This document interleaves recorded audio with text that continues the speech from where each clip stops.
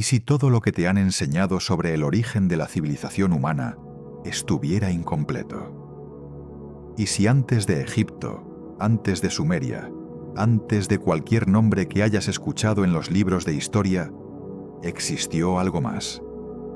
Algo que la Tierra ha guardado durante milenios bajo capas de sedimento, bajo el peso del olvido, bajo el silencio de miles de años.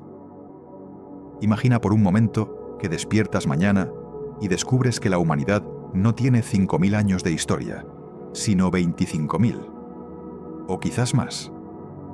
Imagina que las estructuras más impresionantes del mundo antiguo no fueron construidas por civilizaciones primitivas que apenas habían descubierto la rueda, sino por sociedades que poseían conocimientos que nosotros, con toda nuestra tecnología moderna, aún no terminamos de comprender.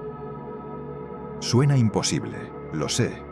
Suena a fantasía, a ciencia ficción, a una de esas teorías que uno escucha y descarta con una sonrisa condescendiente. Pero aquí está el problema. La evidencia existe. Está ahí, dispersa por todos los continentes, enterrada en selvas, sumergida bajo océanos, tallada en piedras que pesan cientos de toneladas. Y cada año, cada década, nuevos hallazgos emergen de la Tierra para recordarnos que hay algo que no cuadra en la narrativa oficial. Algo que no encaja en el rompecabezas que nos han presentado como la historia definitiva de nuestra especie. Nos han enseñado que la civilización comenzó en Mesopotamia hace aproximadamente 5.000 años, que antes de eso éramos cazadores y recolectores nómadas, incapaces de construir nada más complejo que una choza de barro. Nos han dicho que el progreso fue lineal, predecible, lento, que pasamos de las cuevas a las aldeas, de las aldeas a las ciudades, de las ciudades a los imperios. Todo ordenado, todo lógico, todo perfectamente explicable.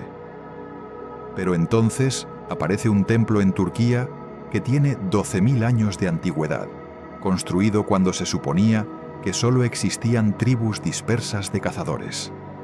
Entonces encontramos bloques de piedra en Bolivia que pesan más de 100 toneladas, cortados con una precisión que rivaliza con las máquinas modernas. Entonces descubrimos mapas medievales que muestran la costa de la Antártida libre de hielo, cuando ese continente lleva millones de años congelado. Entonces nos tropezamos con la Esfinge de Giza y sus marcas de erosión por agua, en medio del desierto más seco del planeta.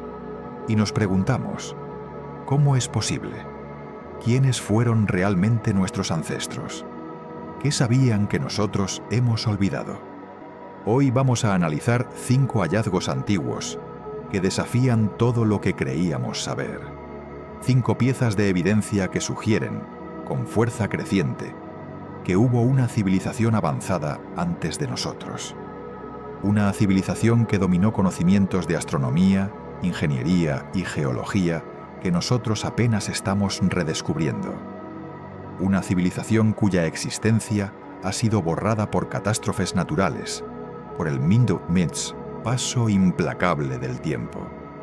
Y quizás también por nuestra propia incapacidad de aceptar que no somos los primeros en alcanzar la grandeza. Vamos a hablar de templos imposibles, de piedras que desafían la gravedad, de mapas que no deberían existir, de monumentos alineados con las estrellas con una precisión que parece sobrenatural, y de mitos ancestrales que quizás no eran mitos en absoluto, sino memorias. Advertencias. Testimonios de algo que realmente ocurrió.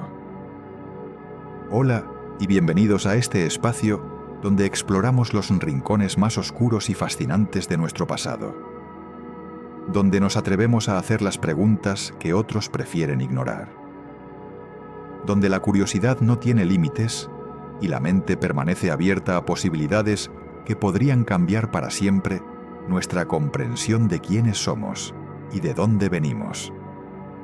Relájate ahora. Acomódate en tu lugar favorito. Deja que tu respiración se vuelva pausada y profunda. Porque lo que vamos a explorar juntos esta noche no es solo información. Es un viaje. un viaje hacia atrás en el tiempo, hacia las profundidades de la memoria humana, hacia secretos que han permanecido ocultos durante milenios, esperando ser redescubiertos.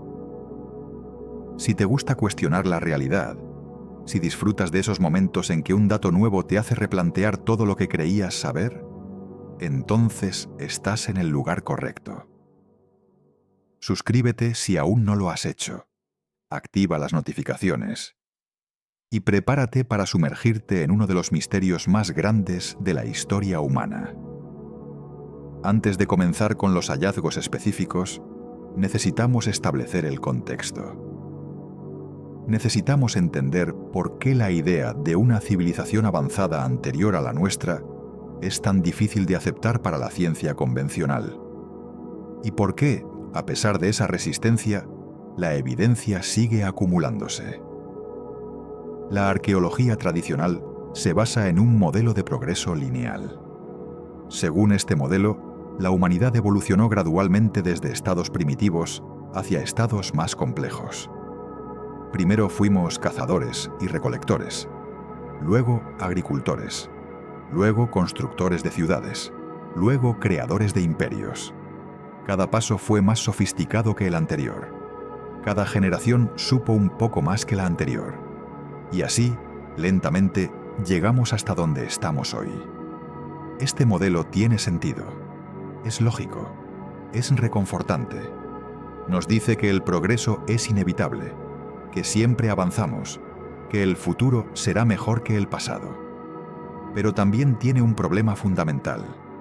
No explica las anomalías. ¿Qué hacemos cuando encontramos estructuras antiguas que son más precisas que cualquier cosa construida en los siglos siguientes? ¿Qué hacemos cuando descubrimos conocimientos astronómicos en culturas que supuestamente no tenían telescopios? ¿Qué hacemos cuando la geología nos dice que ciertos monumentos son miles de años más antiguos de lo que la historia oficial afirma? La respuesta habitual es ignorar, minimizar, buscar explicaciones alternativas que preserven el modelo establecido.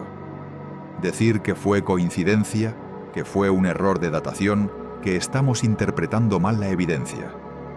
Y a veces esas explicaciones son correctas. Pero otras veces no lo son. Otras veces la evidencia es tan abrumadora que ignorarla requiere más fe que aceptarla. Y ahí es donde entramos nosotros. Porque en este canal no tenemos miedo de mirar lo que otros prefieren no ver. No tenemos miedo de hacer preguntas incómodas. No tenemos miedo de considerar posibilidades que desafían el consenso académico. Eso no significa que vayamos a creer cualquier cosa. No somos ingenuos. Vamos a examinar la evidencia con rigor, vamos a considerar las explicaciones alternativas, vamos a mantener un escepticismo saludable, pero también vamos a mantener la mente abierta, porque la historia de la ciencia nos enseña que muchas veces las ideas más revolucionarias fueron rechazadas inicialmente por el establishment, solo para ser aceptadas décadas o siglos después, cuando la evidencia se volvió imposible de negar. La deriva continental fue considerada una locura durante décadas. La existencia de gérmenes como causa de enfermedades fue ridiculizada por la comunidad médica del siglo XIX. La idea de que los continentes estuvieron alguna vez unidos en un supercontinente llamado Pangea fue rechazada por generaciones de geólogos antes de convertirse en el paradigma dominante. Quizás estemos viviendo un momento similar ahora. Quizás la idea de una civilización avanzada anterior a la nuestra esté en ese punto de inflexión, donde la evidencia comienza a superar la resistencia. Quizás dentro de 50 años, lo que hoy parece una teoría marginal sea aceptado como un hecho histórico establecido.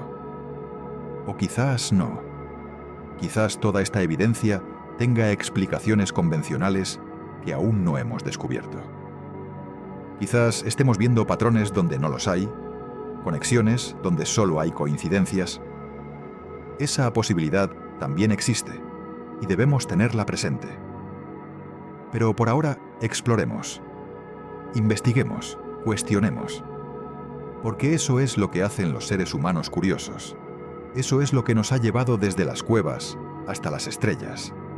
Y eso es lo que nos permitirá, quizás, descubrir verdades que han permanecido ocultas durante milenios.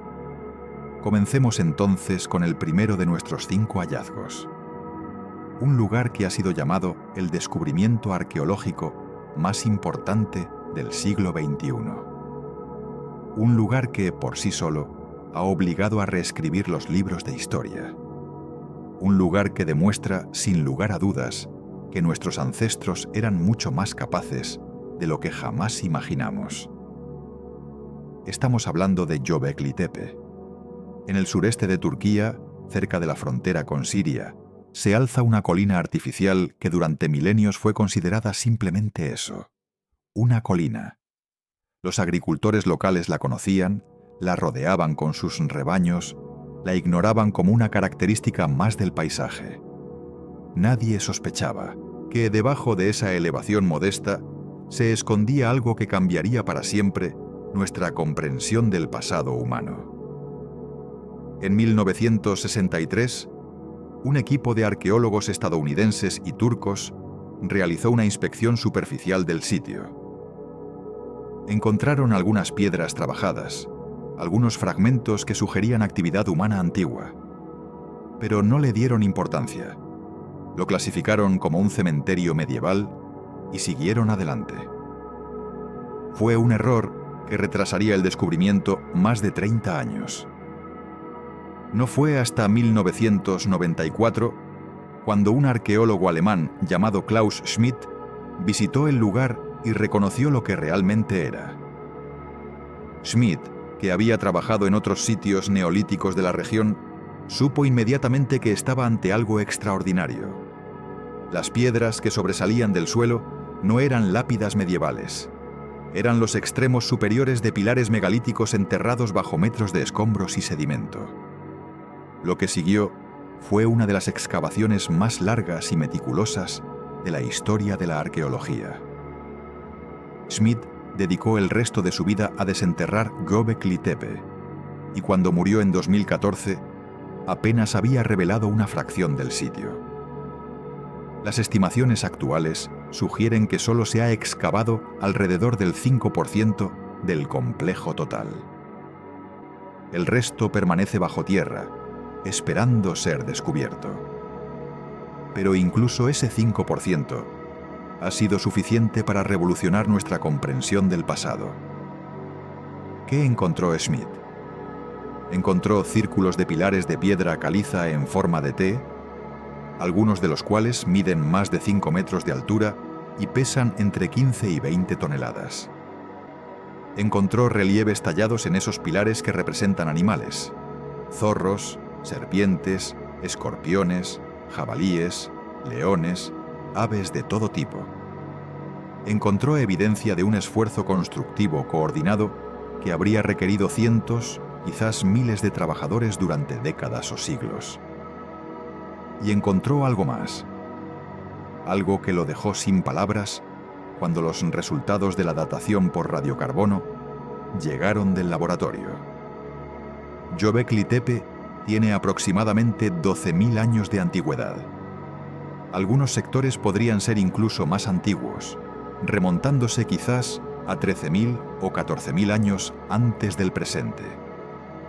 Para poner esto en perspectiva, las pirámides de Egipto fueron construidas hace aproximadamente 4.500 años.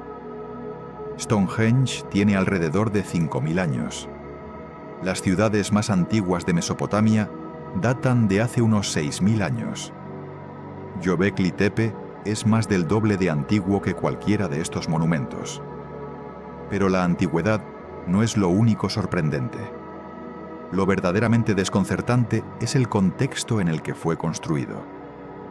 Hace 12.000 años, según la historia convencional, no existían las civilizaciones. No había ciudades. No había agricultura. No había escritura. No había herramientas de metal. La humanidad estaba compuesta enteramente por pequeños grupos de cazadores y recolectores que vagaban por el paisaje en busca de comida, sin asentamientos permanentes, sin estructuras sociales complejas, sin la capacidad organizativa necesaria para emprender proyectos de construcción masivos. Y sin embargo, ahí está Göbekli Tepe, desafiando todo lo que creíamos saber. Los pilares de piedra caliza fueron extraídos de canteras ubicadas a cientos de metros del sitio. Algunas de esas piedras pesan más de lo que puede levantar cualquier grúa moderna sin preparación especial. Fueron transportadas por personas que, según la narrativa oficial, no conocían la rueda, no tenían animales de carga domesticados, no poseían ninguna de las herramientas que consideramos esenciales para la construcción monumental. Los relieves tallados en los pilares muestran un nivel de habilidad artística que rivaliza con cualquier cosa producida miles de años después. Los animales están representados con detalle anatómico preciso, con movimiento, con vida. No son los garabatos toscos que uno esperaría de una cultura supuestamente primitiva. Son obras de arte sofisticadas que requerirían años de entrenamiento para producir. Y luego está la astronomía. Investigaciones recientes han sugerido que los círculos de pilares de Göbekli Tepe están alineados con eventos celestes específicos. Algunos investigadores creen que el sitio conmemora un evento cataclísmico, el impacto de un cometa o una lluvia de meteoritos que ocurrió hace aproximadamente 12.900 años, coincidiendo con el inicio de un periodo de enfriamiento global conocido como el Drías reciente. Un pilar en particular, conocido como el Pilar 43 o la Piedra del Buitre, contiene una serie de símbolos que algunos investigadores interpretan como un registro astronómico. Un registro que marcaría la posición de las constelaciones en una fecha específica del pasado remoto. Si esta interpretación es correcta, significaría que los constructores de Göbekli Tepe poseían conocimientos astronómicos avanzados, la capacidad de observar y registrar los movimientos del cielo con precisión, y la previsión de crear un monumento que preservara esa información para las generaciones futuras. Pero quizás lo más misterioso de Göbekli Tepe no es su construcción, sino su destrucción. O más bien, su entierro. En algún momento alrededor de hace 10.000 años, el sitio fue deliberadamente cubierto. Los círculos de pilares fueron rellenados con tierra, escombros y huesos de animales. Capa tras capa de material fue depositada sobre las estructuras hasta que quedaron completamente ocultas, formando la colina artificial que los agricultores turcos conocerían milenios después. ¿Por qué? ¿Por qué construir algo tan monumental, tan impresionante, tan claramente importante para quienes lo crearon, solo para enterrarlo cuidadosamente unos pocos siglos después? ¿Qué estaban protegiendo? ¿O de qué se estaban protegiendo? Algunos arqueólogos sugieren que fue un acto ritual, una forma de cerrar un ciclo sagrado. Otros especulan que fue una respuesta a algún tipo de crisis, una forma de preservar el sitio de algún peligro inminente. Y otros más se preguntan si los constructores originales sabían algo que nosotros no sabemos, si anticiparon algún evento futuro que haría necesario ocultar su conocimiento hasta que pudiera ser redescubierto. Sea cual sea la razón, el entierro de Göbekli Tepe tuvo un efecto inesperado. Preservó el sitio en un estado casi perfecto durante más de 10 milenios. Los pilares que Schmidt desenterró en los años 90 estaban tan bien conservados que parecían haber sido tallados recientemente. Los relieves mostraban detalles que habrían desaparecido hace mucho tiempo si hubieran estado expuestos a los elementos. Es como si alguien hubiera empaquetado cuidadosamente un mensaje del pasado y lo hubiera enviado al futuro. Un mensaje que estamos apenas comenzando a descifrar.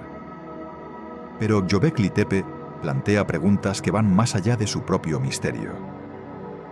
Si hace 12.000 años existía una cultura capaz de construir monumentos de esta escala y sofisticación, ¿qué más existía que no hemos encontrado todavía?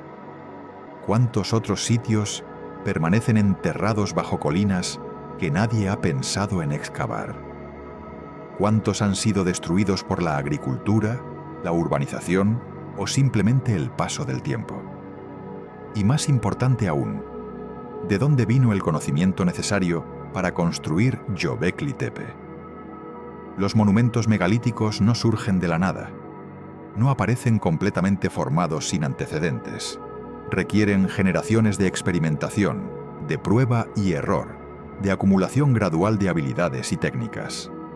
Si Göbekli Tepe tiene 12.000 años, entonces la tradición de construcción que lo produjo debe ser más antigua todavía.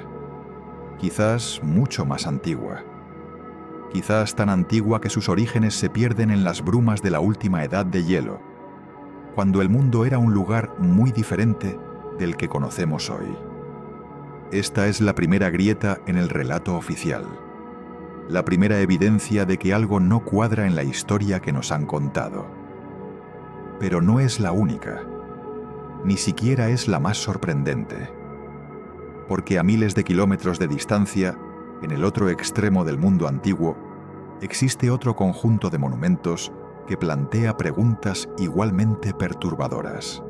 Monumentos que todos conocemos de nombre, que hemos visto en fotografías miles de veces, pero cuya verdadera naturaleza sigue siendo un misterio después de siglos de estudio. Estamos hablando, por supuesto, de las pirámides de Giza y la Gran Esfinge. Las pirámides de Giza. Probablemente no existe ningún otro monumento en la Tierra que haya capturado la imaginación humana con tanta fuerza y durante tanto tiempo. Desde que los antiguos griegos las incluyeron entre las 7 maravillas del mundo, estas estructuras han sido objeto de asombro, especulación y debate interminable. Y a pesar de que han sido estudiadas durante siglos por los mejores arqueólogos, ingenieros y científicos del planeta, siguen guardando secretos que nadie ha podido descifrar completamente. La versión oficial es conocida por todos. La Gran Pirámide fue construida como tumba para el faraón Keops, también conocido como Khufu, alrededor del año 2560 antes de nuestra era. Fue completada en aproximadamente 20 años, utilizando una fuerza laboral de decenas de miles de trabajadores que arrastraron bloques de piedra caliza desde canteras cercanas y los apilaron meticulosamente hasta formar la estructura más alta del mundo durante más de 3.800 años. Es una explicación limpia, ordenada, aceptada por la mayoría de los egiptólogos. Pero cuando examinas los detalles, cuando te sumerges en los números y las especificaciones técnicas, cuando comparas lo que sabemos sobre la tecnología del antiguo Egipto con lo que habría sido necesario para construir estas estructuras, empiezas a notar que algo no encaja del todo. Comencemos con los números. La Gran Pirámide está compuesta por aproximadamente 2.300.000 bloques de piedra. El peso promedio de cada bloque es de alrededor de 2,5 toneladas, aunque algunos de los bloques de granito utilizados en las cámaras interiores pesan entre 40 y 80 toneladas. La altura original de la estructura era de 146 metros con medio, y su base cubre un área de más de 5 hectáreas. Si aceptamos que la pirámide fue construida en 20 años, como sugiere la historia oficial, y asumimos que los trabajadores laboraban 10 horas al día durante todo el año sin descanso, esto significa que habrían tenido que colocar un bloque cada 2 minutos aproximadamente, día y noche, sin pausas, sin errores, durante 2 décadas completas. Ahora bien, esto no es técnicamente imposible con una fuerza laboral suficientemente grande y bien organizada. Pero considera lo siguiente: estos bloques no solo tenían que ser colocados, primero tenían que ser extraídos de las canteras, luego tenían que ser transportados hasta el sitio de construcción, una distancia que en algunos casos superaba los 800 kilómetros para los bloques de granito traídos desde Asuán. Luego tenían que ser elevados hasta su posición final, utilizando métodos que aún hoy son objeto de intenso debate. Y finalmente, tenían que ser ajustados con una precisión milimétrica para encajar perfectamente con los bloques adyacentes. Y aquí es donde las cosas se ponen realmente interesantes, porque la precisión con la que fue construida la Gran Pirámide es absolutamente extraordinaria. La base de la pirámide está nivelada con una tolerancia de apenas 2 centímetros sobre una superficie de más de 5 hectáreas. Para poner esto en contexto, muchos edificios modernos construidos con tecnología láser no alcanzan este nivel de precisión. Los 4 lados de la base están alineados con los puntos cardinales con una desviación de menos de 3 minutos de arco. Esto es más preciso que el observatorio de Greenwich, que fue construido específicamente para determinar la posición exacta del norte. Las esquinas de la pirámide forman ángulos de 90 grados casi perfectos. La diferencia entre el lado más largo y el más corto es de apenas 58 milímetros, sobre una longitud de más de 230 metros. Si intentaras replicar esta precisión hoy con herramientas modernas, tendrías serias dificultades para igualarla. Pero quizás lo más asombroso son los bloques de granito del interior de la pirámide, específicamente los que forman la llamada Cámara del Rey. Estos bloques, algunos de los cuales pesan más de 70 toneladas, fueron cortados y pulidos con una precisión que desafía la explicación convencional. Las superficies de estos bloques son perfectamente planas. Cuando colocas una regla sobre ellas, no hay luz visible entre la regla y la piedra. Las juntas entre los bloques son tan finas que no puedes insertar una hoja de papel entre ellas. Y todo esto fue supuestamente logrado con herramientas de cobre y piedra, porque, según la cronología oficial, el hierro no había sido descubierto todavía en Egipto cuando se construyó la pirámide. El cobre es un metal relativamente blando. Tiene una dureza de aproximadamente 3 en la escala de Mohs. El granito, por otro lado, tiene una dureza de entre 6 y 7. Esto significa que el granito es más del doble de duro que el cobre. Intentar cortar granito con herramientas de cobre sería como intentar cortar acero con un cuchillo de mantequilla. No es imposible, pero es extraordinariamente difícil, lento e ineficiente. Los egiptólogos convencionales argumentan que los antiguos egipcios utilizaban arena como abrasivo, frotándola entre las herramientas de cobre y la superficie de granito para desgastar gradualmente la piedra. Esta técnica funciona, pero es increíblemente lenta. Los experimentos modernos han demostrado que cortar un solo bloque de granito de esta manera llevaría meses, quizás años, de trabajo continuo. Multiplica eso por los cientos de bloques de granito que hay en la pirámide. Añade el tiempo necesario para transportarlos desde Asuán a más de 800 kilómetros de distancia. Y el plazo de 20 años empieza a parecer cada vez más improbable. Pero hay más, mucho más. En 2017, un equipo internacional de físicos utilizó una técnica llamada muografía para escanear el interior de la Gran Pirámide. La muografía funciona detectando muones, partículas subatómicas que llueven constantemente sobre la Tierra desde el espacio. Cuando los muones atraviesan material sólido, pierden energía y se desvían. Midiendo estas desviaciones, los científicos pueden crear imágenes del interior de estructuras sólidas, sin necesidad de perforarlas. Lo que encontraron fue sorprendente. Sobre la Gran Galería, uno de los pasajes principales del interior de la pirámide, existe una cavidad masiva previamente desconocida.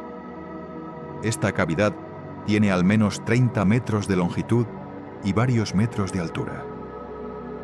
Es el primer espacio significativo descubierto dentro de la pirámide desde el siglo XIX. Nadie sabe qué hay en esa cavidad. Nadie sabe por qué fue construida. Nadie sabe cómo se accede a ella. Y debido a las regulaciones egipcias sobre la perforación de monumentos antiguos, es posible que pasen décadas antes de que podamos averiguarlo. Este descubrimiento nos recuerda algo fundamental. A pesar de que la Gran Pirámide ha sido estudiada durante siglos, todavía no la entendemos completamente. Todavía guarda secretos. Todavía tiene el poder de sorprendernos. Y si hay secretos que aún no hemos descubierto sobre la pirámide más estudiada del mundo, ¿cuántos más habrá en los miles de sitios antiguos que apenas han sido explorados? Pero dejemos las pirámides por un momento y dirijamos nuestra atención a su vecina silenciosa, la guardiana del amanecer, la criatura que lleva más tiempo mirando hacia el este que cualquier otro monumento en la Tierra. La Gran Esfinge de Giza. Con sus 73 metros de longitud y 20 metros de altura, la Esfinge es la estatua monolítica más grande del mundo antiguo. Su cuerpo tiene forma de león recostado, pero su cabeza representa a un ser humano, tradicionalmente identificado como el faraón Kefren, quien supuestamente la mandó construir alrededor del año 2500 antes de nuestra era, aproximadamente en la misma época que las pirámides. Esta es la versión oficial.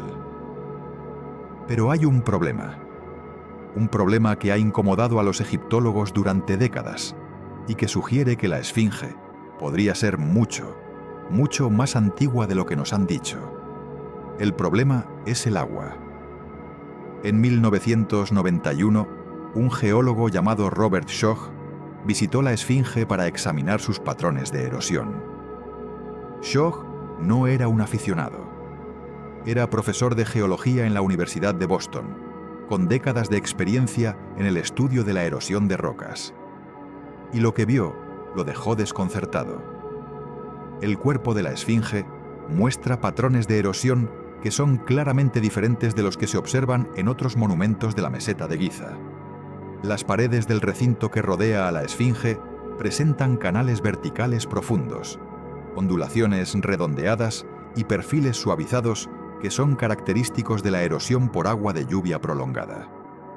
Esto no debería ser posible.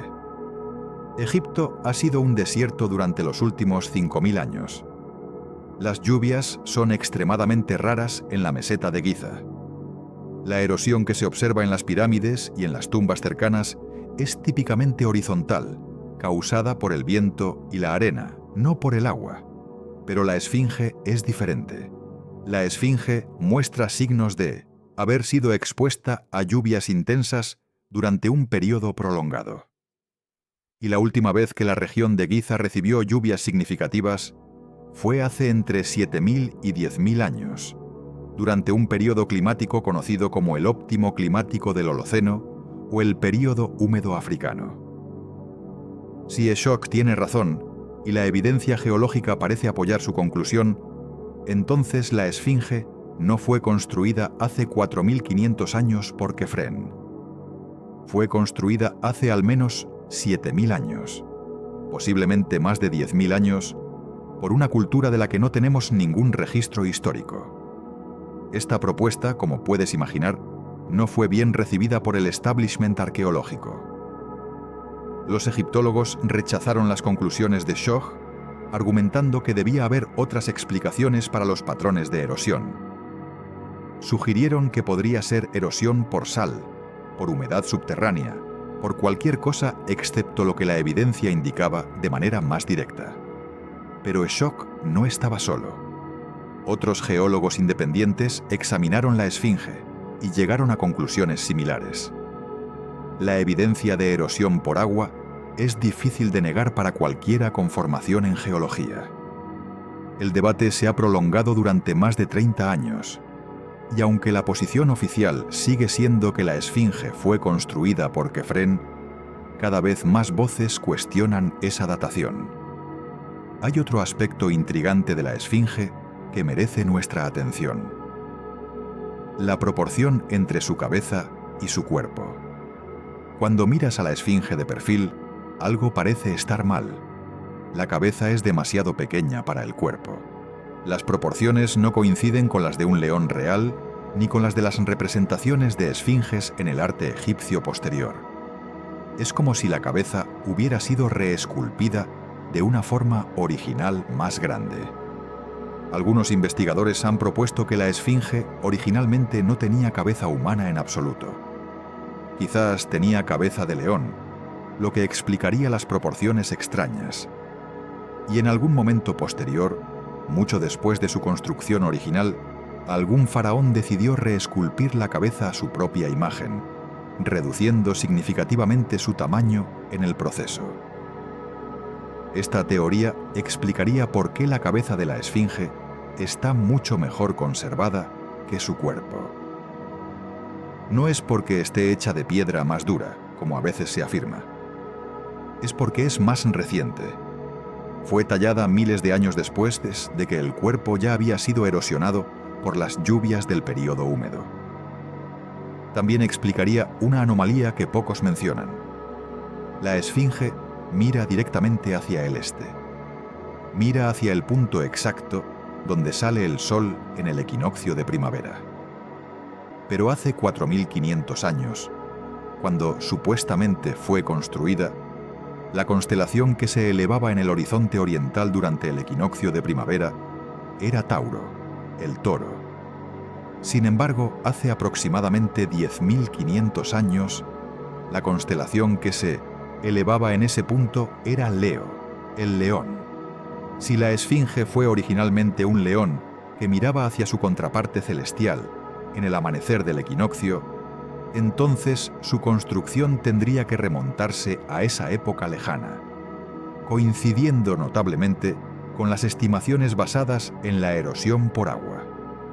La precesión de los equinoccios, ese lento bamboleo del eje terrestre que hace que las constelaciones del zodiaco se desplacen gradualmente a lo largo de los milenios, habría sido conocida por los constructores originales. Habrían sabido que su monumento marcaría una época específica en el gran ciclo cósmico. Habrían dejado una firma astronómica que cualquier civilización futura, con conocimientos suficientes, podría leer y comprender. Si esto es cierto, la esfinge no es solo una estatua, es un marcador temporal, un mensaje a través de las edades, una forma de decirnos exactamente cuándo fue creada, si solo tuviéramos la sabiduría para escuchar. Pero hay más que la esfinge y las pirámides en la meseta de Giza. Hay un complejo entero de estructuras, templos, calzadas y tumbas que juntos forman uno de los sitios arqueológicos más densos del planeta. Y cuanto más los estudias, más patrones empiezas a ver. La disposición de las tres pirámides principales, Keops, Kefren y Micerinos, no es aleatoria. Algunos investigadores han argumentado que su posición relativa refleja la disposición de las tres estrellas del cinturón de Orión. Esta teoría, conocida como la correlación de Orión, fue popularizada por Robert Bauval en los años 90 y ha sido objeto de intenso debate desde entonces. Según Bauval, las tres pirámides fueron intencionalmente construidas para reflejar las tres estrellas del cinturón de Orión: Alnitak, Alnilam y Mintaka. La pirámide más grande, la de Keops, corresponde a Alnitak, la estrella más brillante. La pirámide del medio, Kefren, corresponde a Alnilam, y la más pequeña, Micerinos, corresponde a Mintaka, que también es la más tenue de las tres estrellas. Pero aquí viene lo interesante. Las tres estrellas del cinturón de Orión no están perfectamente alineadas. Hay una pequeña desviación, un ligero desfase entre ellas. Y las tres pirámides de Giza presentan exactamente la misma desviación. Es como si alguien hubiera tomado una fotografía del cielo nocturno y la hubiera proyectado sobre el desierto. Los críticos argumentan que la correlación no es perfecta, que hay diferencias de escala y orientación que invalidan la teoría. Y tienen razón en parte. La correspondencia no es exacta al 100%, pero la pregunta es si esas diferencias son suficientes para descartar la correlación por completo. o si simplemente reflejan las limitaciones prácticas de trasladar un patrón celestial al terreno físico. Lo que hace que esta teoría sea particularmente intrigante es lo que sucede cuando retrocedes el reloj astronómico. Debido a la precesión, la posición de las estrellas cambia lentamente con el tiempo. Si calculas dónde estaba el cinturón de Orión hace 12.500 años, descubres algo notable. En esa época, las estrellas habrían estado en su punto más bajo en el horizonte, justo sobre el río Nilo, en una posición que habría sido espectacular para cualquier observador terrestre. Y 12.500 años resulta ser la misma época en la que, según las estimaciones de erosión por agua, la Esfinge podría haber sido construida. Es también la época en la que el sol del equinoccio de primavera se elevaba en la constelación de Leo. Es también la época inmediatamente posterior al evento del Dryas reciente, ese periodo de enfriamiento global súbito que algunos investigadores asocian con un impacto cósmico y que coincide con la datación de Göbekli Tepe. ¿Coincidencia? Quizás. Pero cuando las coincidencias se acumulan, cuando los mismos números aparecen una y otra vez en contextos diferentes, cuando las evidencias de distintas disciplinas convergen en las mismas fechas, uno empieza a preguntarse si realmente son coincidencias o si hay un patrón más profundo esperando ser descubierto. La narrativa que está emergiendo de estas investigaciones es perturbadora para quienes prefieren la certeza del relato oficial. Es la narrativa de una civilización, o quizás varias civilizaciones, que florecieron durante la última edad de hielo, cuando el mundo era muy diferente de lo que es hoy. Cuando enormes extensiones de tierra que ahora están bajo el mar estaban expuestas y habitables. Cuando el clima era más húmedo en regiones que ahora son desérticas. Cuando los seres humanos, quizás, alcanzaron niveles de sofisticación que nosotros apenas estamos comenzando a igualar. Y luego, algo sucedió. Algo catastrófico. Algo que puso fin a esa era y sumió a la humanidad en un periodo de oscuridad del que tardamos milenios en recuperarnos. Pero esa es una historia que exploraremos más adelante, cuando hablemos de los mitos del diluvio y las memorias ancestrales de cataclismo. Por ahora dejemos Egipto atrás y viajemos a otro continente, a otro hemisferio, a un lugar donde las piedras hablan un lenguaje igualmente misterioso. Porque al otro lado del Atlántico, en las alturas de los Andes sudamericanos, existen estructuras que plantean preguntas tan desconcertantes como las de Giza. Estructuras que fueron construidas por culturas que supuestamente no conocían la rueda, no tenían sistema de escritura, y sin embargo lograron hazañas de ingeniería que desafían nuestra comprensión moderna. Estamos hablando de Puma Punku y Tiahuanaco. A casi 4.000 metros sobre el nivel del mar, en el altiplano boliviano, existe un lugar que ha desconcertado a exploradores, arqueólogos e ingenieros durante siglos. Un lugar donde las piedras fueron cortadas con una precisión que parece imposible para cualquier cultura antigua. Un lugar donde los bloques de granito y diorita encajan entre sí con tolerancias de fracciones de milímetro, como si hubieran sido fabricados en una fábrica moderna en lugar de ser tallados a mano hace miles de años.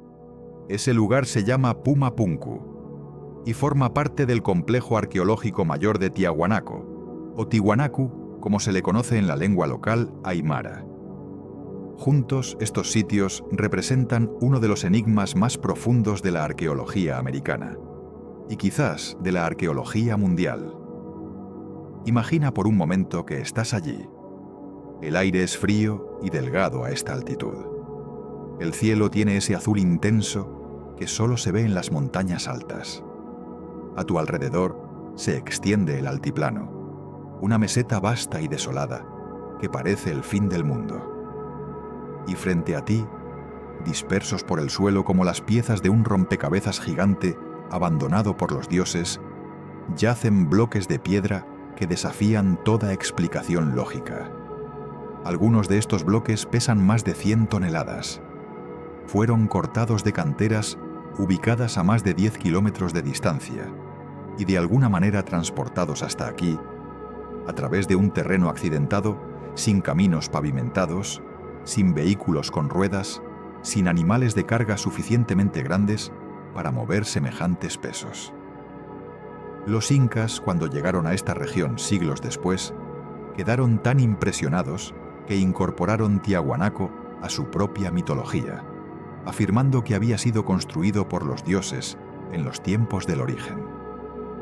Pero no es solo el tamaño de las piedras lo que asombra, es la precisión con la que fueron trabajadas. En Puma Punku encontramos bloques de piedra con superficies perfectamente planas, tan lisas que reflejan la luz como espejos pulidos. Encontramos ángulos de 90 grados tan exactos que podrías usar estos bloques como patrones de referencia para calibrar instrumentos modernos. Encontramos ranuras y canales cortados con una uniformidad que sugiere el uso de maquinaria, no de herramientas manuales. Hay un tipo particular de bloque en Puma Punku que ha generado especial asombro entre los investigadores. Se les conoce como los bloques H debido a su forma característica. Estos bloques tienen superficies interiores con ángulos agudos, esquinas perfectamente definidas y detalles geométricos que serían extremadamente difíciles de producir, incluso con herramientas modernas de diamante. Piénsalo un momento. Estamos hablando de piedra diorita y granito rojo, dos de los materiales más duros que se pueden encontrar en la naturaleza. La diorita tiene una dureza similar al granito, alrededor de 7 en la escala de Mohs. Cortarla con precisión requiere herramientas más duras que ella misma, lo que en la práctica significa diamante o carburo de tungsteno. Herramientas que, según la cronología oficial, no existían en la América precolombina. Los arqueólogos convencionales sugieren que los constructores de Tiahuanaco utilizaron piedras más duras para tallar piedras más blandas, junto con arena y agua como abrasivos. Es la misma explicación que se ofrece para las pirámides de Egipto, y al igual que en Egipto, esta explicación choca con la realidad de lo que vemos en el terreno. Si examinas los bloques de Puma Punku de cerca, encontrarás evidencia de lo que parecen ser marcas de sierra. Líneas rectas y paralelas que atraviesan la superficie de la piedra como si hubieran sido hechas por una hoja de corte mecánico. Encontrarás también perforaciones circulares perfectas, agujeros que parecen haber sido taladrados con una broca rotatoria de alta velocidad.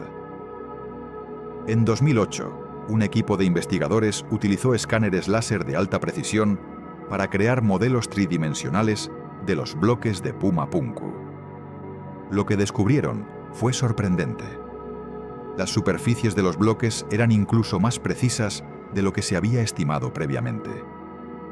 Las desviaciones del plano perfecto se medían en fracciones de milímetro.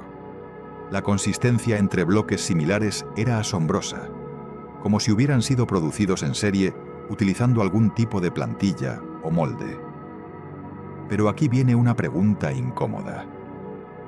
Si los constructores de Puma Punku poseían la tecnología para trabajar la piedra con esta precisión, ¿por qué no encontramos evidencia de esa tecnología?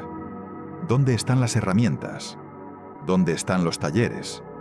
¿Dónde están los desechos de producción que inevitablemente se generan cuando trabajas con piedra? La respuesta más simple es que no hemos excavado lo suficiente, que las herramientas están enterradas en algún lugar esperando ser descubiertas. Pero hay otra posibilidad, una que los arqueólogos convencionales prefieren no considerar. Quizás las herramientas no se parecían a nada de lo que esperamos encontrar. Quizás fueron llevadas a otro lugar cuando el sitio fue abandonado. O quizás estamos buscando el tipo equivocado de evidencia. Hay un detalle adicional sobre Puma Punku que merece nuestra atención. El sitio fue claramente destruido en algún momento del pasado. Los bloques que hoy yacen dispersos por el suelo no están en sus posiciones originales. Han sido movidos, volcados, esparcidos como si una fuerza tremenda hubiera sacudido el lugar y lo hubiera reducido a escombros. Los arqueólogos atribuyen esta destrucción a una combinación de terremotos y saqueo humano. Es cierto que la región es sísmicamente activa y que los españoles y otros saqueadores posteriores desmantelaron muchos sitios antiguos en busca de tesoros. Pero la escala de la destrucción en Puma Punku parece excesiva para estas explicaciones. Algunos bloques que pesan decenas de toneladas fueron desplazados metros de sus posiciones originales. Hacerlo habría requerido fuerzas enormes, más de lo que un terremoto típico o un grupo de saqueadores podría generar. Algunos investigadores han propuesto que Puma Punku fue destruido por una inundación catastrófica. Señalan que se han encontrado restos de sedimentos lacustres en niveles que hoy están muy por encima del nivel actual del lago Titicaca. Señalan también las leyendas locales que hablan de un gran diluvio que devastó la región en tiempos remotos. Si esta teoría es correcta, entonces la destrucción de Puma Punku podría estar conectada con el mismo evento cataclísmico global que acabó con la civilización del Dryas reciente. El mismo evento que, según algunos investigadores, forzó a los constructores de Göbekli Tepe a enterrar su templo. El mismo evento que podría explicar los mitos de diluvio que encontramos en prácticamente todas las culturas del mundo. Pero antes de que lleguemos a esos mitos, hay más que descubrir sobre Tiahuanaco y sus alrededores. El complejo de Tiahuanaco, propiamente dicho, se encuentra a pocos kilómetros de Puma Punku. Es un sitio más extenso que incluye templos, pirámides escalonadas, patios ceremoniales y una de las esculturas más enigmáticas de América, la Puerta del Sol. La Puerta del Sol es un monolito de andesita de aproximadamente 3 metros de altura y 4 metros de ancho, tallado de un solo bloque de piedra. En su parte superior presenta un elaborado friso que representa una figura central flanqueada por filas de seres alados que parecen converger hacia ella. La figura central sostiene 2 bastones o cetros y tiene rayos emanando de su cabeza. Ha sido identificada tradicionalmente como Viracocha, el dios creador de la mitología andina. Lo que hace especial a la Puerta del Sol no es solo su belleza artística, sino la precisión de su tallado. Los detalles del friso son minúsculos, con líneas que miden fracciones de centímetro y que mantienen una consistencia perfecta a lo largo de todo el diseño. El trabajo habría requerido miles de horas de labor meticulosa, incluso con herramientas modernas. Pero hay algo más intrigante sobre la Puerta del Sol. Algunos investigadores han propuesto que el friso contiene información calendárica codificada. Han identificado patrones numéricos en el diseño que podrían corresponder a ciclos astronómicos: el año solar, el año lunar, los ciclos de Venus. Si estas interpretaciones son correctas, entonces la Puerta del Sol no es solo una obra de arte religioso, sino también un instrumento científico, una forma de registrar y transmitir conocimiento astronómico a través de las generaciones. Esta idea nos lleva a una pregunta más amplia sobre Tiahuanaco. ¿Qué tipo de sociedad construyó este lugar? ¿Cuáles eran sus conocimientos? ¿Y qué les sucedió? La datación oficial sitúa el florecimiento de la cultura Tiahuanaco entre los años 400 y 1100 de nuestra era. Según esta cronología, Tiahuanaco fue contemporáneo con el Imperio Romano tardío en Europa y con las dinastías Tang en China. Fue el centro de una civilización que se expandió por gran parte de los Andes centrales antes de colapsar misteriosamente alrededor del año 1100, posiblemente debido a cambios climáticos que afectaron la agricultura en Mil-Dentsus, la región. Pero esta datación es controvertida. Se basa principalmente en análisis de cerámica y restos orgánicos encontrados en las capas superficiales del sitio. No nos dice necesariamente cuándo fueron construidas las estructuras de piedra más antiguas, solo cuándo fue la última ocupación significativa del lugar. Hay indicios de que Tiahuanaco podría ser mucho más antiguo de lo que la datación oficial sugiere. Uno de los más intrigantes proviene de un investigador boliviano llamado Arthur Poznański, quien estudió el sitio a principios del siglo XX. Poznański se concentró en una estructura llamada Kalasasaya, un recinto rectangular delimitado por grandes pilares de piedra. Observó que los pilares estaban orientados astronómicamente, marcando los puntos de salida y puesta del sol en los solsticios de verano e invierno. Pero cuando calculó los ángulos exactos, descubrió algo extraño. No coincidían con los valores actuales. Debido al fenómeno de la oblicuidad de la eclíptica, el ángulo entre el eje de rotación de la Tierra y el plano de su órbita alrededor del Sol cambia lentamente con el tiempo. Este cambio afecta los puntos exactos donde el Sol sale y se pone en los solsticios. Midiendo la discrepancia entre los ángulos actuales y los ángulos codificados en el Kalasasaya, Poznański calculó que la estructura había sido construida alrededor del año 15.000 antes de nuestra era. Si Poznański tiene razón, entonces el Kalasasaya de Tiahuanaco fue construido hace 17.000 años, durante el apogeo de la última edad de hielo.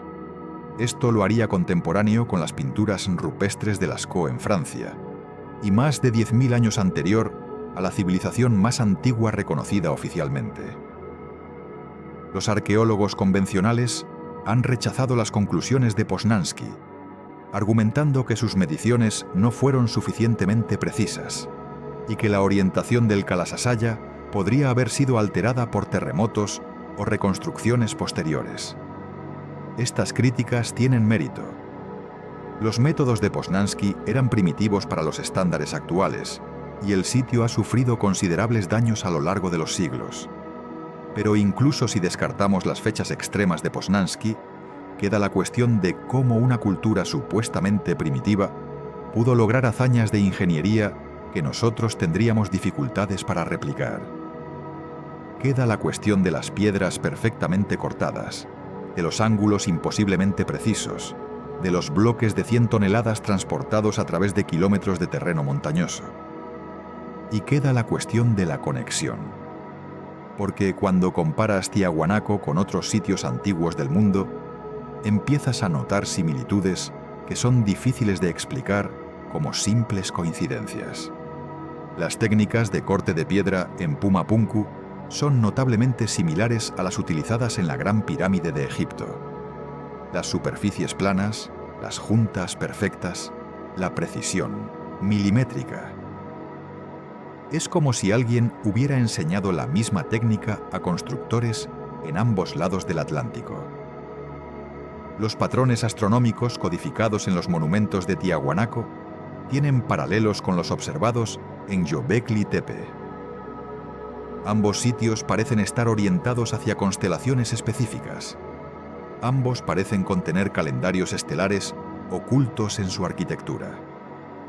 Y las leyendas de los pueblos andinos sobre los constructores de Tiahuanaco son extrañamente similares a las leyendas egipcias sobre los Shemsu-Hor, los seguidores de Horus, seres divinos o semidivinos que trajeron el conocimiento de la civilización desde una tierra lejana después de un gran cataclismo.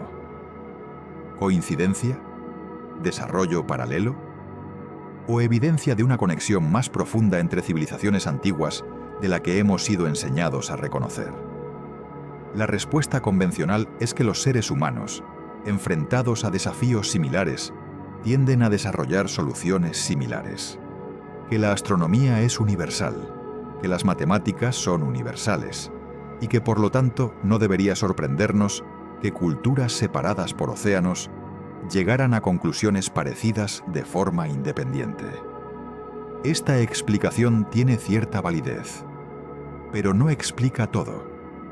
No explica cómo culturas que supuestamente apenas habían desarrollado la agricultura pudieron construir monumentos que desafían nuestras capacidades modernas. no explica las fechas que no cuadran, la precisión que no debería ser posible, los conocimientos que no deberían existir. Quizás la respuesta está en una posibilidad que la ciencia convencional se resiste a considerar. Quizás hubo contacto entre estas civilizaciones antiguas. Quizás compartían un legado común, una tradición de conocimiento que se remontaba a tiempos anteriores a cualquier registro histórico. Quizás eran los herederos de algo más antiguo todavía, los custodios de una sabiduría que había sobrevivido a un cataclismo global y que estaban tratando de preservar para las generaciones futuras.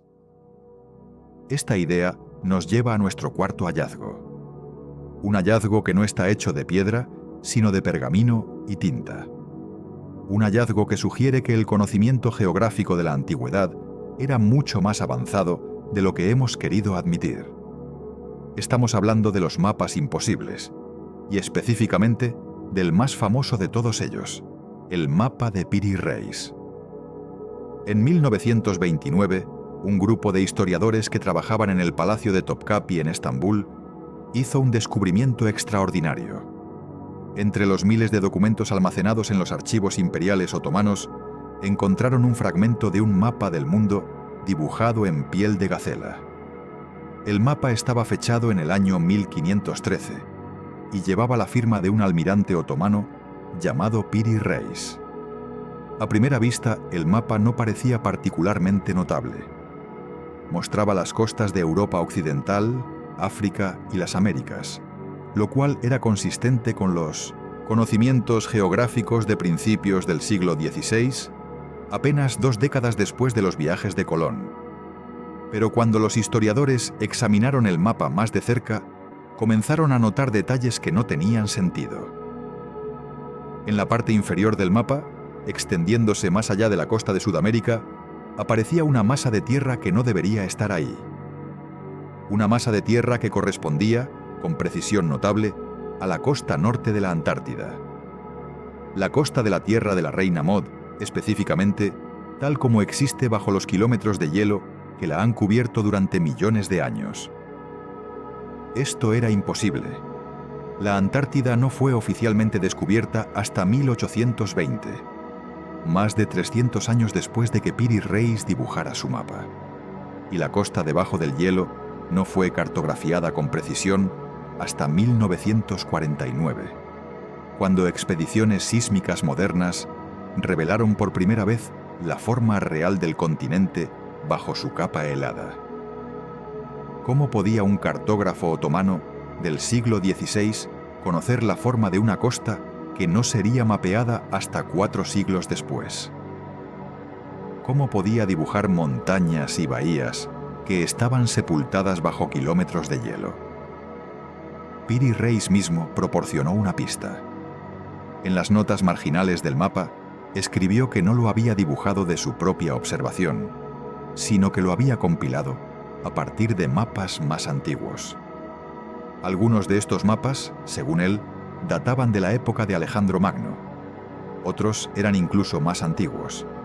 Si Piri Reis decía la verdad, entonces su mapa era una copia de copias de copias. Una cadena de transmisión que se remontaba milenios en el pasado. Y en algún punto de esa cadena, alguien había visto la Antártida antes de que estuviera cubierta de hielo. Alguien había navegado por sus costas, había medido sus bahías, había cartografiado sus montañas. Y ese conocimiento había sobrevivido, pasando de civilización en civilización hasta llegar a las manos de un almirante otomano que lo incluyó en su mapa del mundo. Pero la Antártida lleva congelada millones de años, ¿verdad? ¿Cómo es posible que alguien la haya visto libre de hielo? La respuesta podría sorprenderte, porque aunque el interior de la Antártida ha estado congelado durante millones de años, las costas podrían haber estado libres de hielo en períodos mucho más recientes. Específicamente, durante los períodos cálidos que precedieron a la última edad de hielo, hace entre 15.000 y 6.000 años, las condiciones climáticas podrían haber sido lo suficientemente diferentes como para exponer partes de la costa antártica. Si existió una civilización marítima avanzada durante ese período, una civilización capaz de navegar por todos los océanos del mundo, entonces habría podido cartografiar la Antártida antes de que el hielo la cubriera completamente. Y si esa civilización dejó registros de sus exploraciones, registros que sobrevivieron al cataclismo que la destruyó, entonces esos registros podrían haber sido preservados y copiados por civilizaciones posteriores hasta llegar eventualmente a Piri Reis. Es una teoría especulativa, sin duda, pero el mapa existe, la precisión de la costa antártica existe, y no tenemos ninguna explicación convencional satisfactoria para cómo llegó a estar ahí. Vivimos en un mundo de abundancia informativa. El conocimiento humano se duplica cada pocos años. Tenemos bibliotecas digitales que contienen más información de la que una persona podría leer en 1000 vidas. Tenemos satélites que fotografían cada centímetro de la superficie terrestre. Tenemos instrumentos que pueden ver átomos individuales y telescopios que pueden detectar la luz de galaxias a miles de millones de años luz de distancia. Y sin embargo, a pesar de toda esta tecnología, a pesar de toda esta información, somos increíblemente vulnerables. Nuestra civilización moderna depende de sistemas interconectados que podrían colapsar con sorprendente rapidez ante un desastre lo suficientemente grave. Piénsalo. ¿Cuánto de nuestro conocimiento existe únicamente en forma digital? ¿Cuánto depende de la electricidad, de Internet, de infraestructuras que damos por sentadas? ¿Qué pasaría si todo eso desapareciera de repente? Una tormenta solar suficientemente potente podría destruir las redes eléctricas de todo el planeta. Un impacto de asteroide podría sumir al mundo en un invierno de impacto que duraría años. Una pandemia más letal que cualquiera que hayamos experimentado podría diezmar la población mundial. Y esos son solo los desastres naturales. Ni siquiera estamos considerando las amenazas creadas por el ser humano: guerra nuclear, cambio climático catastrófico, inteligencia artificial descontrolada. Si nuestra civilización colapsara mañana, ¿qué quedaría dentro de 1000 años? ¿Qué conocimientos sobrevivirían? ¿Qué recordarían nuestros descendientes sobre nosotros? La mayoría de nuestros edificios se derrumbarían en cuestión de siglos. Nuestros libros se desintegrarían. Nuestros discos duros se corromperían. Nuestras películas y fotografías se desvanecerían. Lo que quedaría serían fragmentos, piezas desconectadas de un rompecabezas que ya nadie sabría cómo armar. Y lo que sobreviviría más tiempo serían las historias, los mitos, las leyendas transmitidas oralmente de generación en generación.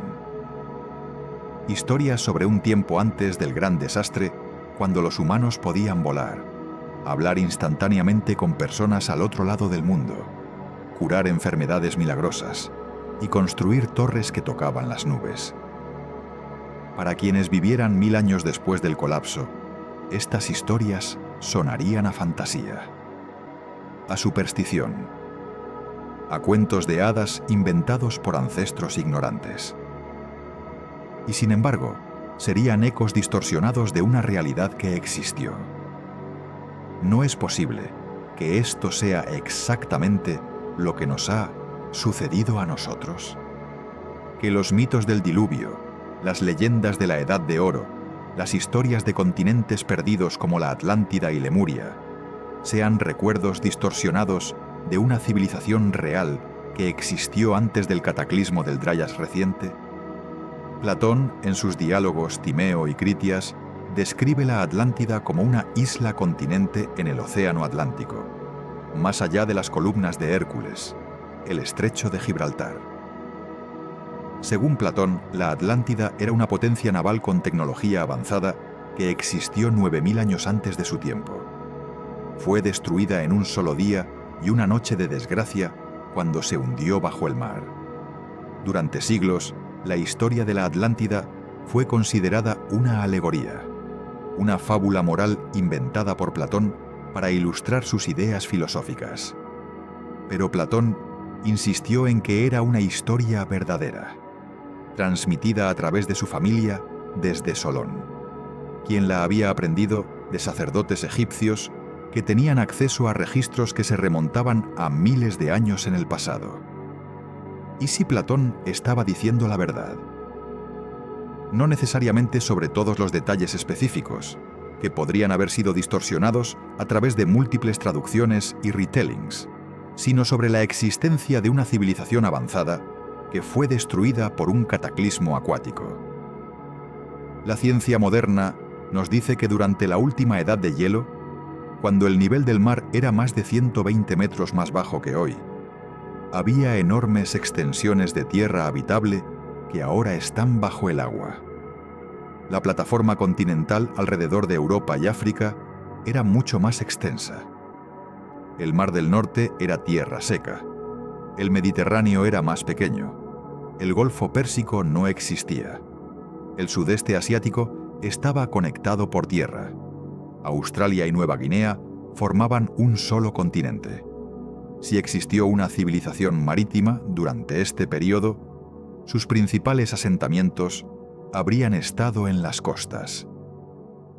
Y cuando el nivel del mar subió al final de la edad de hielo, esos asentamientos habrían quedado sumergidos, literalmente hundidos bajo el mar, tal como describe el mito de la Atlántida. ¿Dónde buscaríamos evidencia de tal civilización? No en tierra firme, donde los arqueólogos han estado excavando durante siglos, sino bajo el agua, en las plataformas continentales que estaban expuestas durante la edad de hielo. Y resulta que eso es exactamente donde algunos investigadores han comenzado a buscar. En 2001, investigadores que trabajaban en el Golfo de Cambay, frente a la costa occidental de India, descubrieron estructuras sumergidas a 40 metros bajo el nivel del mar. Utilizando sonar de barrido lateral, identificaron lo que parecían ser los restos de dos ciudades enormes, con muros, edificios y posibles calles. La datación preliminar de materiales recuperados del sitio sugirió una antigüedad de al menos 9.000 años, posiblemente mucho más. En 2017, investigadores que trabajaban en la costa de Sicilia descubrieron un monolito de 12 metros de longitud a 40 metros bajo el nivel del mar. El monolito tiene agujeros perforados en posiciones regulares y parece haber sido cortado y colocado intencionalmente. Dado que el área donde se encuentra ha estado sumergida desde el final de la última edad de hielo, el monolito tendría que ser anterior a esa fecha, lo que lo situaría en al menos 9.000 años de antigüedad. En 2013, buzos que exploraban el fondo del lago Fuxian en China descubrieron estructuras de piedra que parecen ser los restos de una ciudad antigua. Las estructuras incluyen muros, carreteras y lo que parecen ser pirámides escalonadas. La datación sugiere que la ciudad podría tener más de 4.000 años de antigüedad, lo que la situaría en una época anterior a cualquier civilización conocida en la región. Estos descubrimientos son preliminares y controvertidos. La arqueología submarina es notoriamente difícil, y la interpretación de estructuras sumergidas está sujeta a debate, pero representan un nuevo y emocionante campo de investigación que podría eventualmente proporcionar evidencia directa de civilizaciones anteriores a las que reconoce la historia oficial. Y hay otro aspecto de esta búsqueda que merece nuestra atención. Si existió una civilización avanzada antes del cataclismo del Dryas reciente, ¿qué nivel de tecnología habría alcanzado? ¿Qué conocimientos habría poseído? ¿Y qué evidencia de esa tecnología y ese conocimiento podría haber sobrevivido hasta nuestros días? La respuesta a estas preguntas depende en gran medida de cómo definamos avanzada. No necesariamente significa que tuvieran computadoras, electricidad o vuelos espaciales.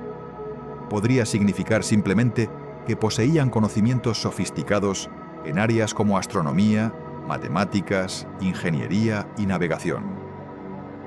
Conocimientos que les permitieron construir monumentos megalíticos, mapear el mundo y desarrollar sistemas de escritura y numeración. Y si miramos los monumentos antiguos que hemos discutido, vemos evidencia de precisamente ese tipo de conocimiento. La Gran Pirámide de Giza incorpora proporciones matemáticas que reflejan constantes fundamentales como Pu y Phi. Göbekli Tepe muestra conocimiento astronómico avanzado. Pumapunku exhibe técnicas de corte de piedra que desafían la explicación convencional. Los mapas antiguos demuestran comprensión de la geografía global y proyecciones cartográficas sofisticadas. Pero hay algo más. Algo que hemos mencionado brevemente, pero que merece una exploración más profunda. La evidencia de que estos monumentos antiguos no solo incorporaban conocimiento avanzado, sino que estaban diseñados específicamente para preservar ese conocimiento a través del tiempo, para transmitirlo a futuras generaciones que pudieran descifrarlo. Considera la Gran Pirámide una vez más. Su ubicación no es arbitraria. Está situada exactamente en la intersección del meridiano más largo de Tierra y el paralelo más largo de Tierra. Su orientación hacia los puntos cardinales es casi perfecta, con un error de menos de 3 minutos de arco. Sus dimensiones incorporan medidas de la Tierra con una precisión que no sería igualada hasta el siglo XIX. Por ejemplo, la altura de la pirámide multiplicada por 1000 millones corresponde aproximadamente a la distancia de la Tierra al Sol. El perímetro de la base dividido por 2 veces la altura da una aproximación muy cercana a pi. La suma de las diagonales de la base en pulgadas egipcias equivale casi exactamente al número de días en un año precesional completo, aproximadamente 25.900 años. Estas relaciones matemáticas son demasiado precisas y demasiado numerosas para ser coincidencia. Sugieren que la pirámide fue diseñada como un repositorio de conocimiento matemático y astronómico, codificado en piedra para que sobreviviera milenios. Lo mismo puede decirse de otros monumentos antiguos: Stonehenge en Inglaterra, Newgrange en Irlanda, Chichén Itzá en México, Angkor Wat en Camboya. Todos incorporan alineaciones astronómicas precisas. Todos marcan solsticios, equinoccios, ciclos lunares y otros fenómenos celestes. Todos parecen haber sido diseñados, al menos en parte, como instrumentos para medir y registrar el paso del tiempo a escala cósmica. ¿Por qué? ¿Por qué tantas culturas antiguas, separadas por vastos océanos y milenios, dedicaron enormes recursos a construir lo que esencialmente eran calendarios de piedra? ¿Por qué era tan importante para ellos marcar estos ciclos astronómicos, algunos de los cuales duran más que cualquier vida humana? Una posibilidad es que estaban tratando de advertirnos, que sabían que ciertos eventos cósmicos ocurren en ciclos predecibles, y querían asegurarse de que las generaciones futuras estuvieran preparadas cuando esos ciclos se completaran nuevamente. El ciclo precesional, por ejemplo, dura aproximadamente 25.900 años. Es causado por un lento bamboleo del eje terrestre que hace que las constelaciones del zodíaco se desplacen gradualmente a lo largo del horizonte. Un ciclo completo devuelve las estrellas a sus posiciones originales. Algunos investigadores han propuesto que ciertos alineamientos dentro de este ciclo coinciden con periodos de inestabilidad cósmica, cuando la Tierra es más vulnerable a impactos de cometas o asteroides. Si una civilización antigua hubiera observado tal correlación, habría tenido un poderoso incentivo para registrarla y transmitir esa información a las generaciones futuras. Esta idea puede sonar especulativa, y lo es. Pero considera lo siguiente: el impacto del Dryas reciente ocurrió hace aproximadamente 12.900 años. La mitad de un ciclo precesional completo es de aproximadamente 12.950 años. La coincidencia es notable. Si existió una civilización avanzada antes de ese impacto. Y si sobrevivientes de esa civilización entendieron lo que había sucedido y por qué, habrían querido advertir a las generaciones futuras sobre el próximo punto peligroso en el ciclo. Habrían querido marcar la fecha con tanta claridad como fuera posible, utilizando el único calendario que no puede ser alterado o malinterpretado: el movimiento de las estrellas. Y eso es exactamente lo que vemos en monumentos como Göbekli Tepe, la Esfinge y las pirámides de Giza, Stonehenge y docenas de otros sitios megalíticos alrededor del mundo. Vemos marcadores astronómicos que señalan momentos específicos en el gran ciclo cósmico. Vemos intentos de preservar conocimiento a través de los milenios, no en papel que se desintegra o en discos duros que fallan, sino en piedra masiva que puede resistir casi cualquier catástrofe. Pero hay un problema con los mensajes en piedra. Son difíciles de interpretar sin una clave. Sin conocer el lenguaje, sin entender el contexto, los símbolos y alineaciones pueden significar cualquier cosa o nada. Un observador casual podría ver solo montones de piedra, no el mensaje codificado dentro de ellos. Por eso los constructores de estos monumentos habrían necesitado otro método de transmisión.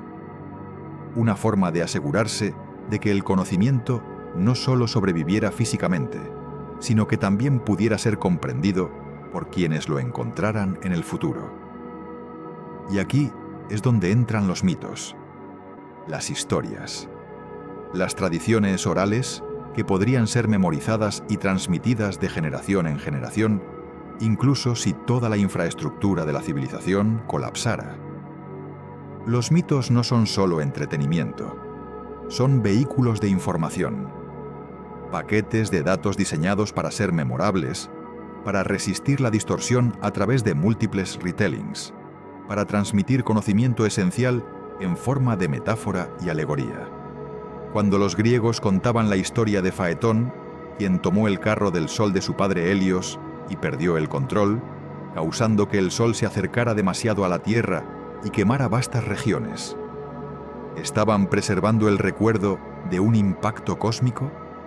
Cuando los egipcios hablaban de Osiris siendo desmembrado y sus partes esparcidas por todo Egipto, ¿estaban codificando información sobre la fragmentación de su civilización después de un cataclismo? Estas interpretaciones pueden parecer especulativas, y lo son. Pero la consistencia de ciertos temas míticos, a través de culturas que no tuvieron contacto entre sí, sugiere que podría haber algo más que simple coincidencia en juego.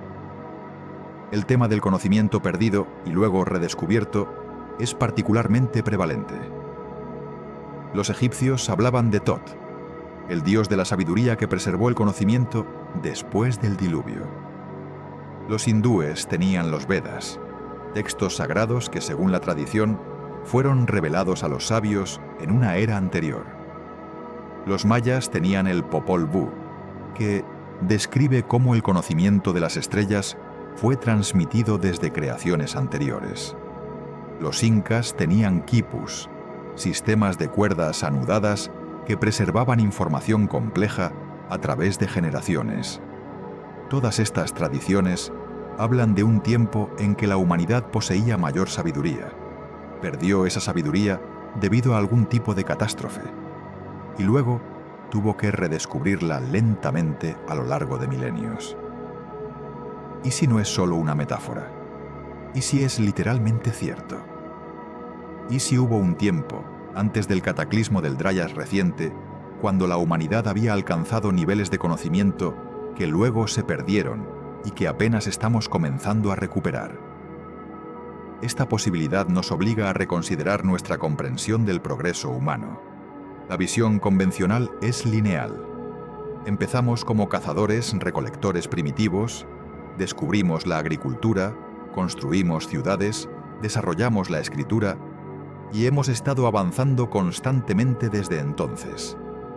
Cada generación sabe más que la anterior.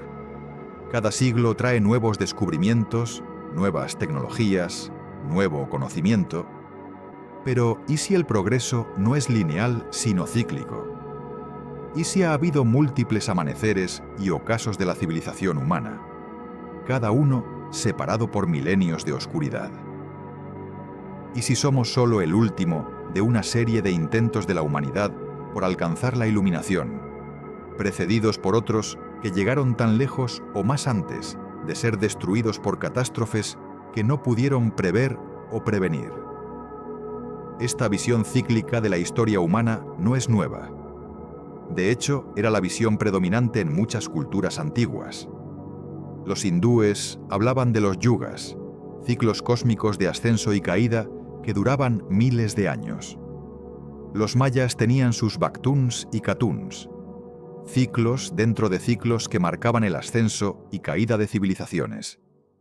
Los griegos tenían sus edades de oro, plata, bronce y hierro, cada una menos iluminada que la anterior. La idea de progreso lineal e inevitable es relativamente reciente, un producto de la Ilustración europea y la Revolución Industrial. Antes de eso, la mayoría de las culturas veían el tiempo como circular, no lineal. Veían la historia como un patrón de ciclos repetitivos, no como una línea recta que apunta siempre hacia arriba. Y quizás tenían razón. Quizás la evidencia que hemos estado discutiendo, desde Göbekli Tepe hasta los mapas imposibles, desde las pirámides de Giza hasta los mitos del diluvio, nos está diciendo algo profundo sobre nuestra verdadera historia.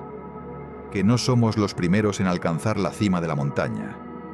Que otros estuvieron allí antes que nosotros, vieron el mismo panorama y luego cayeron. Pero si esto es cierto, plantea una pregunta inquietante. Si civilizaciones anteriores alcanzaron grandes alturas solo para ser destruidas, ¿qué nos hace pensar que seremos diferentes? ¿Qué nos protegerá de los mismos peligros que acabaron con nuestros predecesores? La respuesta podría estar en la misma evidencia que hemos estado examinando. Porque si los monumentos antiguos son realmente intentos de transmitir conocimiento a través del tiempo, entonces su mensaje no es solo histórico, sino también profético. No solo nos dicen lo que sucedió, sino lo que podría suceder de nuevo si no estamos preparados. Consideremos una vez más el ciclo precesional. Si el impacto del Dryas reciente ocurrió hace aproximadamente 12.900 años, entonces estamos aproximadamente a la mitad del ciclo completo. El próximo punto de peligro potencial estaría a unos 12.900 años en el futuro. Tiempo suficiente para que la humanidad se prepare, si mantiene el conocimiento vivo. Pero hay otros ciclos más cortos que podrían ser igualmente importantes. El ciclo solar, por ejemplo, que afecta la actividad de las manchas solares y las eyecciones de masa coronal, tiene componentes que duran desde 11 años hasta varios siglos. Algunos investigadores han propuesto que estamos entrando en un período de actividad solar reducida similar al mínimo de Maunder, que causó el período conocido como la Pequeña Edad de Hielo entre los siglos XVII y XIX. Y luego están los ciclos geológicos. Los supervolcanes como Yellowstone entran en erupción en intervalos de aproximadamente 600.000 años. El último evento de inversión magnética completa, cuando los polos norte y sur de la Tierra intercambiaron posiciones, ocurrió hace aproximadamente 780.000 años, y estamos probablemente vencidos para otro. Estos ciclos naturales han estado ocurriendo durante millones de años, mucho antes de que los humanos aparecieran en la Tierra. No podemos detenerlos, pero quizás podemos prepararnos para ellos. Quizás podemos aprender de las civilizaciones que vinieron antes que nosotros y que intentaron advertirnos a través de sus monumentos y sus mitos. Y quizás esa es la lección más importante que podemos extraer de los 5 hallazgos que hemos discutido. No solo que hubo una civilización avanzada antes de nosotros, sino que esa civilización intentó comunicarse con nosotros a través del único medio que podía resistir el paso de milenios. la piedra masiva y las estrellas inmutables. Nos dejaron un mensaje sobre quiénes eran, qué sabían y qué les sucedió. Un mensaje que podría ayudarnos a evitar su destino. Un mensaje que apenas estamos comenzando a descifrar. Pero hay otra posibilidad que debemos considerar. Una posibilidad que es quizás la más intrigante de todas. ¿Y si la civilización anterior no desapareció completamente? ¿Y si algunos de sus miembros sobrevivieron y pasaron su conocimiento directamente a las culturas que surgieron después del cataclismo? Esta idea nos lleva de vuelta a los mitos de los dioses civilizadores.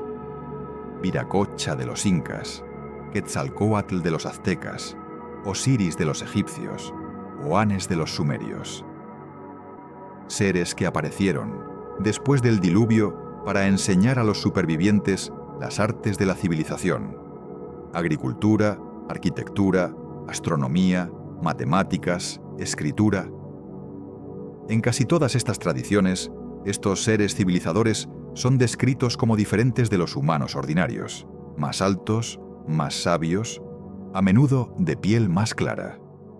Llegaron desde el mar o desde el cielo, trajeron conocimientos que los humanos locales no poseían, y eventualmente partieron, prometiendo regresar algún día. Los arqueólogos convencionales interpretan estas historias como mitos puros, invenciones diseñadas para explicar el origen de las innovaciones culturales o para legitimar el poder de las élites gobernantes, y sin duda hay elementos de eso en juego. Pero, ¿y si hay también un núcleo de verdad histórica? ¿Y si, después del cataclismo del Dryas reciente, grupos de supervivientes de la civilización anterior viajaron por el mundo, estableciendo contacto con poblaciones de cazadores-recolectores y enseñándoles los fundamentos de la agricultura, la construcción y la astronomía? ¿Y si sitios como Göbekli Tepe, las pirámides de Giza y Pumapunku fueron construidos bajo su dirección, utilizando conocimientos que habían preservado del mundo anterior? Esta hipótesis explicaría muchas de las anomalías que hemos discutido. Explicaría cómo monumentos megalíticos de precisión asombrosa aparecieron aparentemente de la nada, sin antecedentes evolutivos claros. Explicaría las similitudes entre estructuras en continentes diferentes. Explicaría los conocimientos astronómicos y matemáticos avanzados incorporados en estos monumentos. Y explicaría también por qué estos conocimientos parecen haberse perdido con el tiempo. Porque eventualmente los maestros originales habrían muerto. Sus descendientes, mezclados con las poblaciones locales, habrían preservado parte del conocimiento, pero habrían perdido la comprensión completa. Las generaciones posteriores habrían continuado las tradiciones por inercia cultural, sin entender completamente su significado o propósito original. Es una hipótesis especulativa, sin duda. Pero no es más especulativa que la idea de que culturas neolíticas sin escritura, sin herramientas de metal, sin conocimientos matemáticos formales, pudieron de alguna manera construir monumentos que desafían nuestra comprensión moderna. Y hay un aspecto final de esta historia que merece nuestra atención. Un aspecto que conecta el pasado remoto con nuestro presente inmediato y nuestro futuro cercano. En las últimas décadas ha habido un resurgimiento del interés en estos misterios antiguos, no solo entre investigadores marginales y teóricos de la conspiración, sino también entre científicos respetables, arqueólogos, geólogos, astrónomos. Personas con credenciales académicas impecables que están dispuestas a arriesgar sus reputaciones para investigar posibilidades que la ciencia convencional ha ignorado durante demasiado tiempo. Este resurgimiento coincide con avances tecnológicos que nos permiten investigar estos misterios de formas que antes eran imposibles. El radar penetrante de tierra nos permite ver estructuras enterradas sin excavar. La datación por luminiscencia ópticamente estimulada nos permite determinar cuándo una piedra fue expuesta a la luz solar por última vez. Los escáneres láser de alta precisión nos permiten medir monumentos antiguos con una exactitud sin precedentes. El análisis de ADN antiguo nos permite rastrear migraciones humanas que ocurrieron hace decenas de miles de años. Y lo que estamos descubriendo está cambiando nuestra comprensión del pasado humano de formas fundamentales. Ahora sabemos que los humanos modernos coexistieron con al menos otras 5 especies humanas: neandertales, denisovanos, Homo floresiensis, Homo luzonensis y Homo naledi. Sabemos que nos cruzamos con algunas de estas especies, que llevamos sus genes en nuestro ADN. Sabemos que algunas de ellas tenían cerebros tan grandes o más grandes que los nuestros, que fabricaban herramientas, que posiblemente tenían lenguaje y cultura. Sabemos que los humanos modernos llegaron a Australia hace al menos 65.000 años, mucho antes de lo que se pensaba posible. Sabemos que navegaron por mar abierto para llegar allí, lo que implica capacidades marítimas que no se suponía que existieran en esa época. Sabemos que los humanos llegaron a América mucho antes de lo que se creía anteriormente. Sitios como Monteverde en Chile y Meadowcroft Rock Shelter en Pensilvania han sido datados en más de 14.000 años. Y hay evidencia creciente de presencia humana en América que se remonta a 20.000 años o más. Y sabemos que el final de la última edad de hielo fue un período de cambio climático rápido y dramático, con fluctuaciones de temperatura de hasta 10 grados centígrados en cuestión de décadas. Sabemos que vastas áreas que ahora están bajo el agua estaban expuestas como tierra seca durante ese periodo. Sabemos que el nivel del mar subió más de 120 metros en unos pocos miles de años, inundando millones de kilómetros cuadrados de tierra habitable. Todos estos descubrimientos recientes nos obligan a reconsiderar lo que creíamos saber sobre nuestros orígenes. Nos obligan a admitir que la historia humana es mucho más larga, más compleja y más misteriosa de lo que habíamos imaginado. Y quizás, solo quizás, nos están preparando para un descubrimiento aún mayor. El descubrimiento de que no somos los primeros en alcanzar la cima de la montaña, que otros estuvieron allí antes que nosotros, que la civilización humana no tiene 5.000 años, sino 15.000 o 20.000 o más. Este descubrimiento, si llega a confirmarse, no disminuiría nuestros logros, no negaría el progreso que hemos hecho en los últimos siglos, pero nos daría una perspectiva diferente sobre ese progreso. Nos haría ver que somos parte de un ciclo más grande, un patrón que se extiende mucho más atrás en el tiempo de lo que habíamos imaginado. Y quizás nos daría también una nueva apreciación por la fragilidad de lo que hemos construido. Un recordatorio de que las civilizaciones pueden caer tan fácilmente como se elevan. De que el progreso no está garantizado. De que debemos proteger y preservar nuestro conocimiento, no solo para nosotros mismos, sino para las generaciones que vendrán después de nosotros. Porque si hay una lección que podemos aprender de estos 5 hallazgos antiguos, es que el conocimiento es precioso y frágil, que puede perderse, que puede olvidarse, que puede ser enterrado bajo capas de sedimento y tiempo, esperando ser redescubierto por aquellos con ojos para ver y mentes abiertas para comprender. Y quizás esa es la verdadera importancia de Göbekli Tepe, de las pirámides de Giza, de Puma Punku, de los mapas imposibles y de los mitos del diluvio. No solo lo que nos dicen sobre el pasado, sino lo que nos enseñan sobre el futuro, sobre la necesidad de preservar nuestro conocimiento, de proteger nuestra civilización, de prepararnos para los ciclos cósmicos que han dado forma a la historia humana y que continuarán haciéndolo mientras las estrellas giren en el cielo nocturno. Porque al final, quizás no somos tan diferentes de aquellos constructores antiguos que tallaron sus mensajes en piedra. Quizás, como ellos, sentimos la necesidad de comunicarnos a través del tiempo, de dejar un registro de quiénes fuimos, qué sabíamos y qué esperábamos que aquellos que vinieran después de nosotros pudieran aprender de nuestros triunfos y nuestros fracasos. Y quizás, como ellos, entendemos instintivamente que somos parte de algo más grande que nosotros mismos.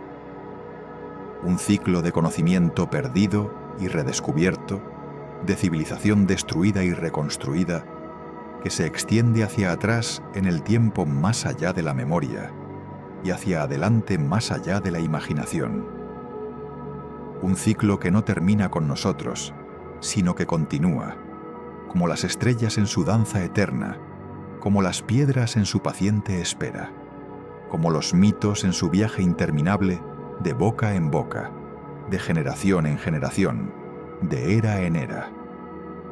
Un ciclo del que apenas estamos comenzando a tomar conciencia, pero que, una vez reconocido, cambia para siempre nuestra comprensión de quiénes somos y de dónde venimos. Y quizás, lo más importante, de hacia dónde vamos. Porque si no somos los primeros, entonces no seremos los últimos. Y lo que hagamos ahora, lo que aprendamos, lo que preservemos, determinará lo que aquellos que vengan después de nosotros sabrán sobre su pasado, sobre nuestro presente, sobre la larga y sinuosa historia de la humanidad en este planeta azul que gira en la oscuridad del espacio. Una historia que, como hemos visto, es mucho más antigua, mucho más compleja y mucho más misteriosa de lo que jamás habíamos imaginado. Y así, mientras te deslizas hacia el sueño, piensa en esas piedras antiguas que han resistido el paso de milenios. Piensa en los constructores que las colocaron con tanta precisión, con tanto propósito. Piensa en el mensaje que intentaban enviarnos a través del abismo del tiempo.